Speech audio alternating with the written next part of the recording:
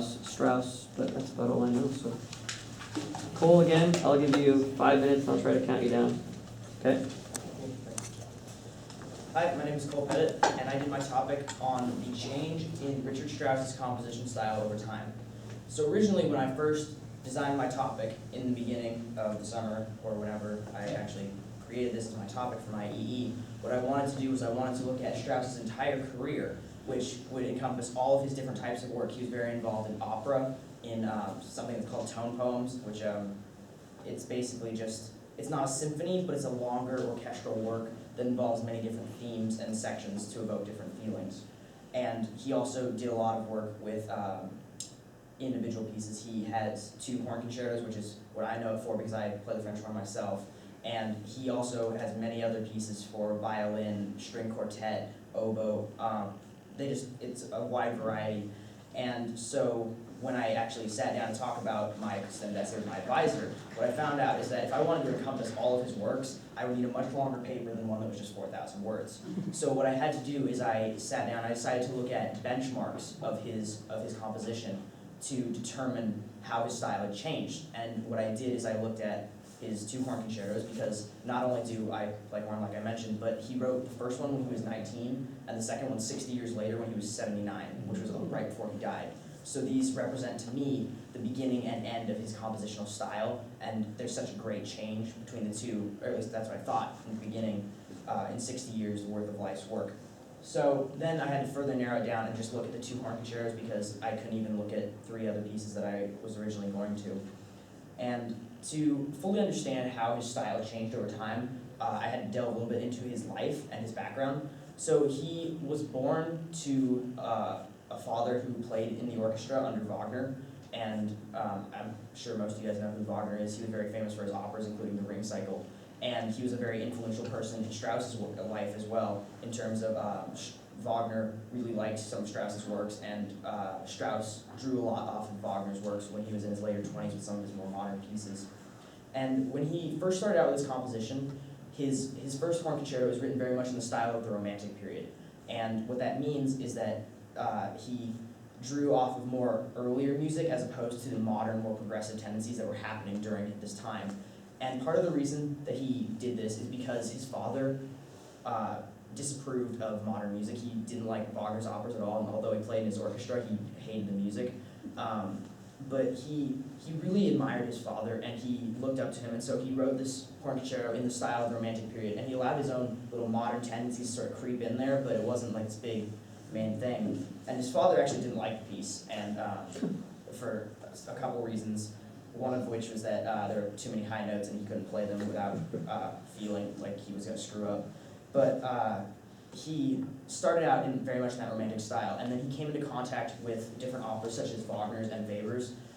His first opera that people sort of look at as the first shift in his style was Der Freischütz by Karl Marie von Weber. And what that did for him is it introduced him to a much more modern style and allowed him to change his music style. He created much more progressive tone poems and operas, some of which were incredibly controversial. Then in his later life, when Hitler came to power, he was actually recruited by the Nazis to be the president of music in Germany, and that was very controversial to him because he wanted the job. He accepted wholeheartedly, and there's a quote from him where he said, "I would have accepted this troublesome post of honor from any government, but neither Kaiser Wilhelm nor Mr. Rathenau," which was another leader between Wilhelm and Hitler, "offered it to me. And so as a pioneer for German art, I have been offering myself in the marketplace for 50 years. And really what that shows is Strauss didn't care about which government he had to serve under. I'm sure he hated the atrocities under Hitler. He was actually very much against the Holocaust. He had Jewish family members, but he had such a devotion to music that he was willing to sacrifice some of his integrity a little bit with having to associate with was depicted as a very evil force in history to promote his own work. And what's interesting is there were also many repercussions for that. Another quote by Arturo Toscanini, which was a famous musician at the time, said, "To Strauss the composer, I take off my hat. To Strauss the man, I put it back on again," which shows how people in public very much viewed it as him being associated with the Nazi Party and the negative connotations of that. And under the Nazis, he eventually was kicked out because the Nazis did the same thing the Nazis usually did when they didn't like someone, which was get out or we'll kill your family. And this was because he wrote an opera that not only featured a Jewish librettist as the author for his opera, for the words, but it also had a Jewish soloist, and Hitler, who was going to go see the opera, actually had his plane turn around mid-flight and go back to Germany because when he learned that, he would not see the opera. And so during the final parts of Strauss's life, he actually was exiled to his home in Switzerland and his pieces were not as well spread among the German public. So what I did to analyze these two pieces is I had to sit down and I had to listen to several recordings and different things where I looked at individual elements. I looked at the structure of the piece, which was how many movements of the concerto there were, what the style was, stuff like that. And then I looked at smaller elements including phrasing, dynamics, articulation, and various uses of themes. So what that allowed me to do is allowed me to see when does a theme return? How did he change the structure of various themes throughout his piece? And what that actually allowed me to do was to see how he the main difference between the two was how he structured the pieces. Both had the standard 3-movement structure, which was an opening, which in both cases was categorized by a loud fanfare, which would be used as the main theme throughout the piece. A second slower movement, commonly known as an adagio, and then a final finale with a much faster tempo and usually a recapitulation of several of the themes used in the opening and sometimes in the slower movement as well. And so, what I managed to find out looking at this is the two concertos are not very different. They are very similar in that they are rooted deeply in the Romantic style. And so then what I had to do is I had to go back and look at why. And so what I did is I looked at Strauss's personal life and his tendencies a little bit more to understand this. And Strauss used music as an escape. What he would do is when things were the darkest for him, when he would see the world around him as being very terrible, he would write lighthearted music. People criticized him often because he would take a situation like World War II, which was considered to be a very dark time in history, and he would write very lighthearted music, and people didn't understand how could you write music like this when so many bad things are going on around you.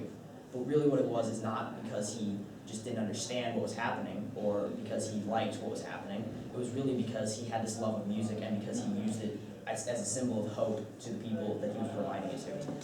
And so then, another interesting thing about this is as he proceeded to the end of his career, because he, in my opinion, because he had to escape more and more from the darker things that were happening, he actually had to revert more and more to his romantic tendencies. And so what happened is because of that, the two pieces are very deeply rooted in the Romantic style and are very similar in that aspect. And actually, many of his last pieces were more considered to be Romantic era music, and sometimes Strauss's music is referred to as the end of the Romantic period. So, in conclusion, what I found out is that due to the circumstances of Strauss's life and his use of music as an escape, his involvement with the Nazi Party, so many different factors, his two concertos are not that different. Like I said before, the first concerto was written in the Romantic style because that was where he drew his main influence from his father, from his family. And so what happened was you get this piece that is very much rooted in the style of the previous era, which is where his family based all of their music. And then, like I said, over time, from the influence of Wagner and Weber, other musicians, he did evolve into this more progressive style and more modern music.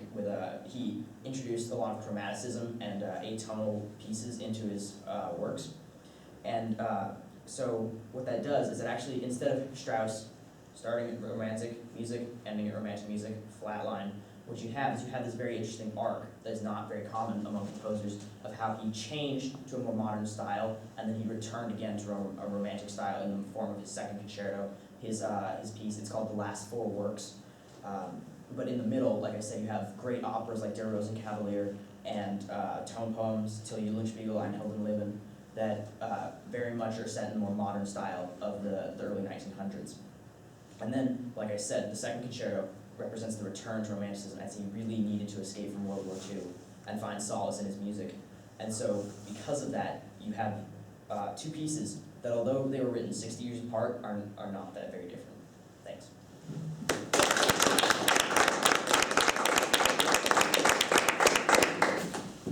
Yeah. So even though the structure was similar, was the instrumentation different considerably? So the pieces I looked at were two solo works for horn. Oh. So I'm sorry if I wasn't very clear about that, but in both pieces, it was a solo horn player, and I didn't actually analyze the accompaniment as much because I chose to focus on the solos, which is usually the main focus of the piece. And in both cases, the piece could either be performed with piano accompaniment or with an orchestral accompaniment. And I didn't actually look at the instrumentation, but I assume based on both time period and what was considered to be the standard orchestra, that those would have been very similar as well. Yeah. So, did you, broadly stereotypically speaking, a 19-year-old would have a different view of life than a 79-year-old? Yes. And of course, there's huge variation, but did you take into account that kind of, I mean, that kind of arc of traditional psychological growth and how that might influence one piece or the other? Yes, but at the same time, I think really what influenced him more was the music he was involved with.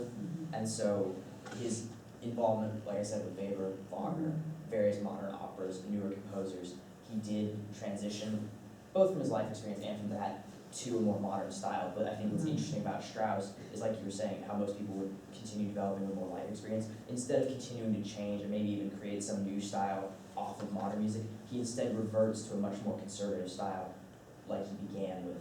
And he returns to sort of, I guess you could say, what he knows best with what he started out with.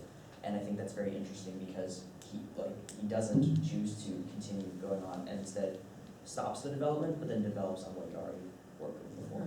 Was it an abrupt stop, like year 1947 or whatever, 1899, whatever it was like, or is it like kind of a gradual arc as you?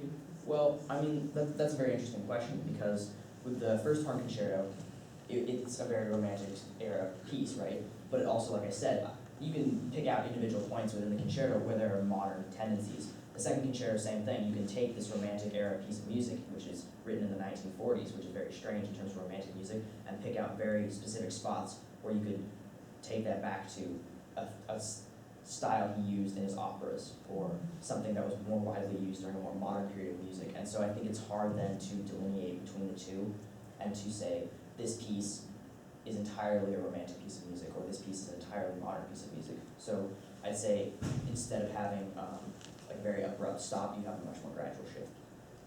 Yes? Okay, what year was he 79 years old? When did he write his last piece?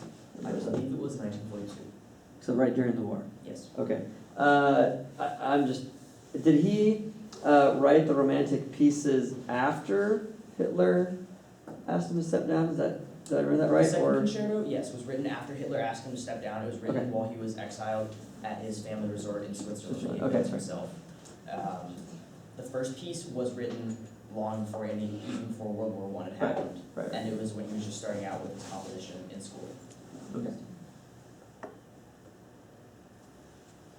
I wonder if getting Hitler to ask him to step down is a safe way to leave the job. You can say, I don't want to do this anymore. You Well, know? what's interesting about that is he wanted the job. Because like I said, he said he would have accepted the post from anybody, but it's a testament to his love of music and not to his affiliation with any political And what do background. you think of that choice? I think it's a very naive choice, but it's also a very, I think he made the right choice, but also a very naive choice.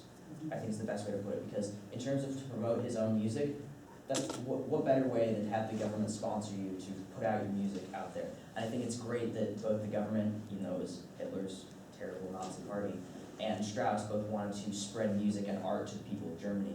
But at the same time, I think he turned a blind eye to what the Nazis were associated with and a little bit of what maybe his music was being used to represent.